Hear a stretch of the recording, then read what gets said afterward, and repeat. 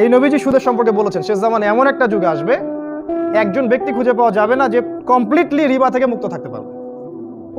এটা মক্কার জাহিলিয়াত ছিল, এখন এটা গ্লোবালাইজেশন হয়েছে, সারা বিশ্ব জুড়ে এখন রিবা। আরেকটা পাপ ছিল ওদের মাদক। মক্কার জাহিলিয়াতের কথা বলছি, মাদক।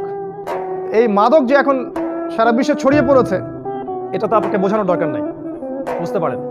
তখন মানুষ মাদক খেত একটা নির্দিষ্ট স্থানে বা গোত্রে বা সমাজে, এখন পুরো গ্লোবাল ভাবে মানুষ মাদক খায়।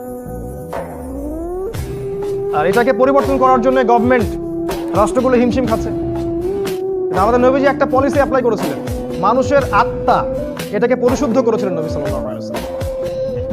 যারা দিন রাত মাদকের সাথে সম্পৃক্ত ছিল, যখনই আয়াত নাজিল হলো আল্লাহ পাক মাদককে হারাম করেছেন, এই যে গ্লাস উপর থেকে ফেলে দিলেন। আপনি আইন দিয়ে, এই র‍্যাব পুলিশ দিয়ে মাদক ঠেকাতে পারবেন না, যতক্ষণ পর্যন্ত এই যুব সমাজের আত্মাটাকে পরিবর্তন করতে না পারবেন।